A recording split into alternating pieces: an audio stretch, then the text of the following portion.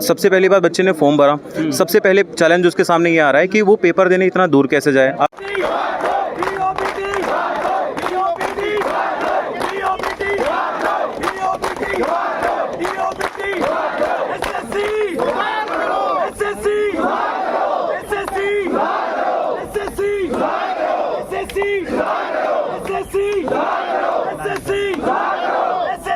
इसको इस तरीके से बस में बिठा के ले गया एज इफ कि टीचर कोई क्रिमिनल हो। एग्जामिनेशन डेट नहीं आती है, एग्जामिनेशन डेट आ जाती है तो एग्जामिनेशन जो सेंटर है उनका इतना गंदा हालात है ना फिलहाल कि जहाँ पर मतलब अगर अपन नॉर्मली भी 5 मिनट जाके वहाँ खड़े नहीं हो सकते।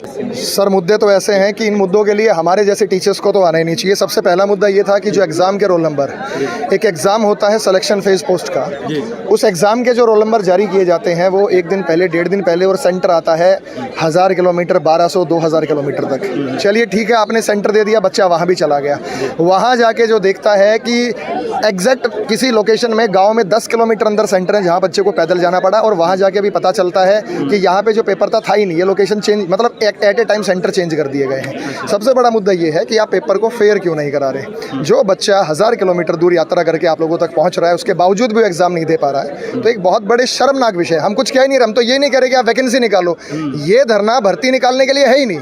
हम तो सिर्फ ये कह रहे हैं कि जो भर्ती आपने निकाल दी उसे ईमानदारी पूर्वक पूरा कर लीजिए।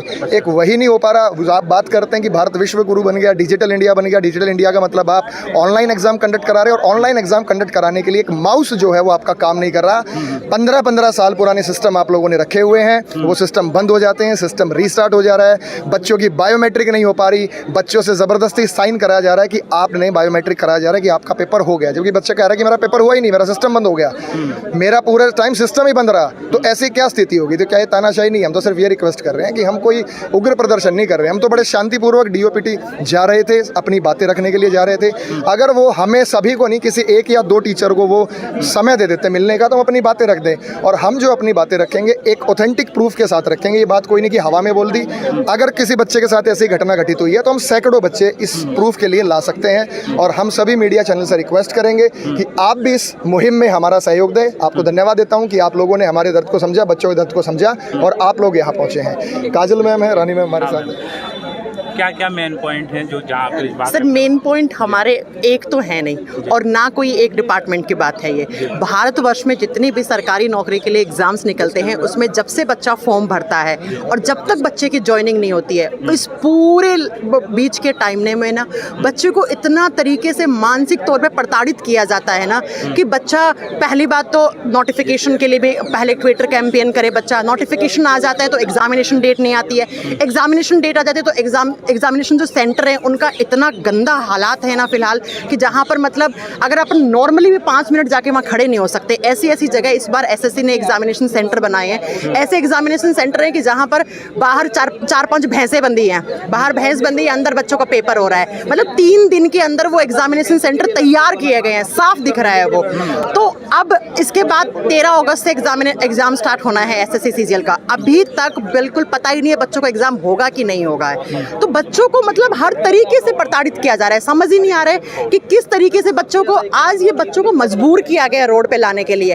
हम जैसे टीचर्स, हम लोगों का काम होता है पढ़ाना, दिन में 10-10 घंटे हम क्लास लेते हैं, बच्चों को पढ़ाते हैं। आज हम लोगों को मजबूर कर दिया इस तरीके से कि हम अपने बच्चों के साथ रोड पर, यहाँ पर बारिश हो रही है और यहाँ पर हम अपने इतनी दूर दूर से टीचर्स, ऐसा नहीं है सिर्फ दिल्ली से आए हैं, भारत के हर एक शहर से, हर एक गाँव कस्बे से टीचर्स यहाँ पे आ रखे हैं। पटना से, बिहार से, राजस्थान से, यूपी से, मध्य प्रदेश से, वेस्ट बंगाल तक के टीचर्स यहाँ पे आ रखे हैं। तो ये मजबूरी है सर टीचर्स की। हम कहाँ जाएं, हमारे बच्चों का साथ ना दे। और सरकार तो नहीं सुन रही है, सरकार का कोई भी ऐसा कोई, यहाँ पर आज सुबह से हम 11 बजे से यहाँ पर हैं, एक भी सरकार का कोई ऐसा बंदा आके हमें बोल दे कि भाई क्या प्रॉब्लम है, क्या दिक्कत है, ये देश का भविष्य है सर, ये यहाँ पर क्यों आ रखा है रोड पे, इतने सारे टीचर्स यहाँ पे क्यों आ रखे हैं, तो एक बंदा भी यहाँ पे पूछने के लिए नहीं है सर। तो ये बहुत दुखद है सर, बहुत ज्यादा दुखद है। बाकी आप मैम से आगे, टीचर्स पर लाठी चार्ज किया जा रहा है, उनको डिटेन किया जा रहा है। और सोचिए इसमें देखिए, जब किसी देश के अंदर जहां पर अध्यापक और बच्चे दोनों रोड पे आ जाएं, फिर क्या बचा उस देश के अंदर। हम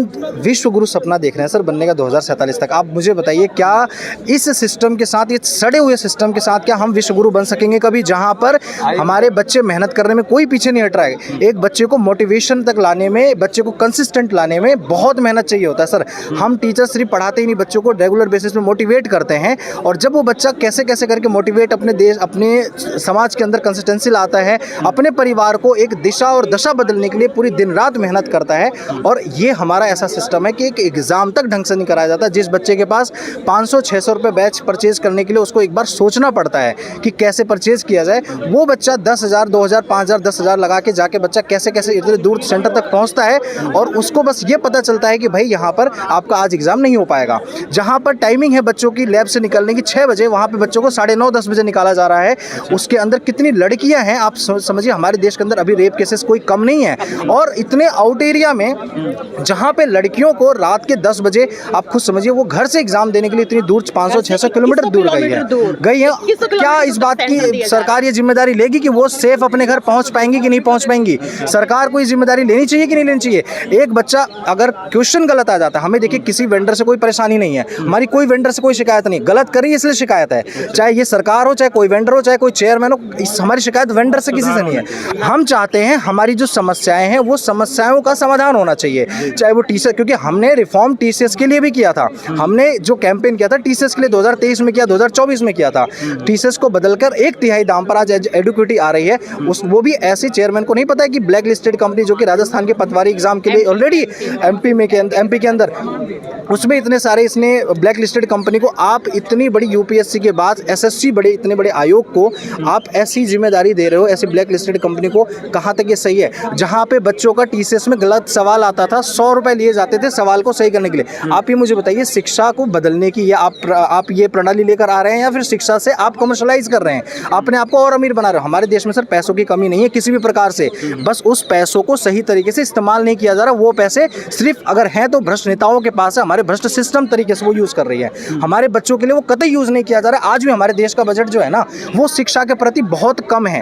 तो अगर ये सपना देख रहे हैं ना 2047 तक का विश्व गुरु बनने का, वो कतई नहीं होने वाला है। अगर वो होगा तो सिर्फ वो कागजात में रहेंगे। चाहे वो, अगर हम न्यू एजुकेशन पॉलिसी 2021 की आप देख लेंगे, आप मुझे बताइए 2021 के पहले और 2021 के बाद जो ये एजुकेशन पॉलिसी आई, कितना आप एजुकेशन के अंदर बदलाव देख पा रहे हैं? चाहे एग्जाम की बात करें, चाहे सिलेबस की बात करें, चाहे आप प्राइवेट स्कूल में फीस की बात करें, चाहे इंस्टीट्यूट की बात करें, कहीं कुछ भी बदलाव नहीं है। तो हमारा बस इस बार यही मुहिम है, किसी भी तरीके से हम सरकार को मनवा के रहेंगे, चाहे हमें किसी भी तरीके का कोई कार्य करना पड़े। मैं सुधारो मैम, कब से देख रहे हैं? सर, सबसे पहले तो मैंने आज डिफरेंट चैनल्स में भी देखा, बच्चे यूट्यूब पे डाले हैं कि इन्होंने टीचर्स को इस तरीके से बस में बिठा के ले गया एज इफ कि टीचर कोई क्रिमिनल हो।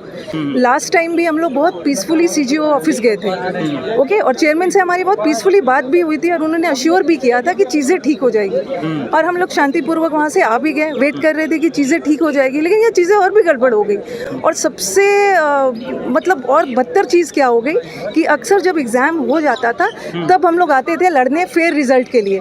कई सारे क्वेश्चंस रॉन्ग होते थे, आंसर्स रॉन्ग होते थे, बट इस बार क्या हुआ है कि एग्ज़ाम के पहले ही सबको सड़क पे आना पड़ रहा है। इंफ्रास्ट्रक्चर सही नहीं है, और उन्हें लगता है ना, और वो बहुत आसानी से एक्सक्यूज़ दे देते हैं कि ये सब चीज़ें तो होती है, और जहाँ जहाँ पे प्रॉब्लम हुआ हमने उस सेंटर को कैंसिल कर दिया।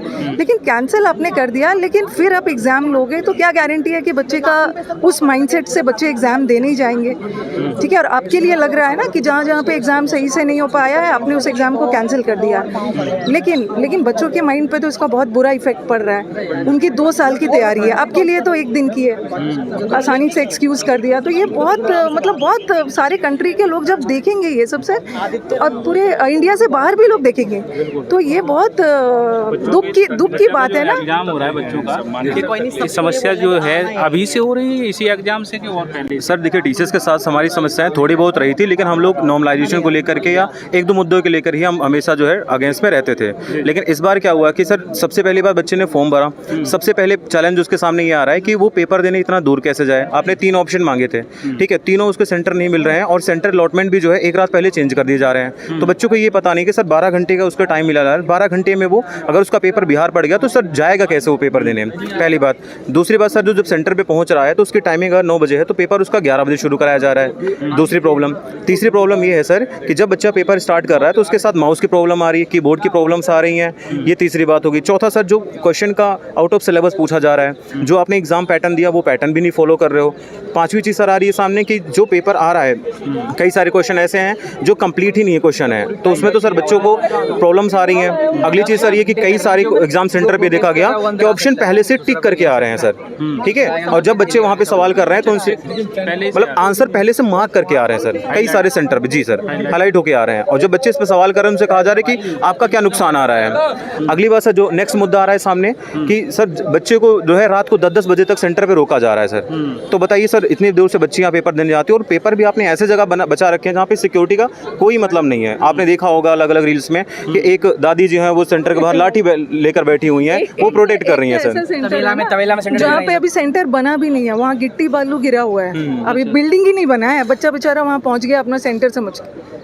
तो इन सब मुद्दों को लेके आए हैं, सुधार हो। सर अभी तो हमारी जो सर पहली मांग है कि जो फेज 13 का भी हमारे पेपर हुए हैं सर, इसकी प्रॉपर तरीके से ये जांच करके पहले सर ये पेपर कैंसिल होना चाहिए, पेपर ही सर कैंसिल होना चाहिए। और अगले जो हमारे एग्जामिनेशन है सर, इसको अभी पोस्टपोन करना चाहिए जब तक सारी चीज़ें सुधार नहीं हो जाती, जब तक मेंटेन सब कुछ। एग्जैक्टली सर, क्योंकि 15 दिन बाद सीजल का एग्जामिनेशन होने वाला है सर, और ये चीज़ें चलेंगी सर तो फिर कभी सुधार हो ही नहीं सकता सर। जी सर। अभी यहाँ रिकॉर्ड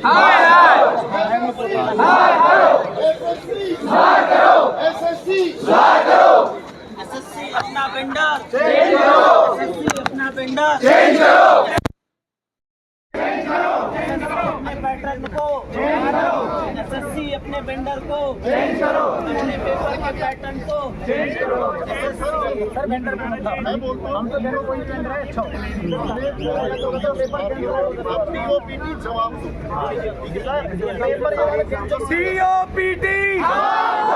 पीओपीटी पीओपीटी